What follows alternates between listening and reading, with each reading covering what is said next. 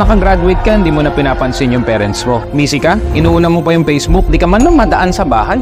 Ano yan? Porket graduate ka na, wala ka nang pakialam. Alam mo, bilang anak, dapat ang suporta mo sa magulang mo hindi natatapos. Hindi ko sinasabi na magbigay ka ng pera at ubusin mo yung pera mo. Hindi ko sinasabing obligasyon mo yan.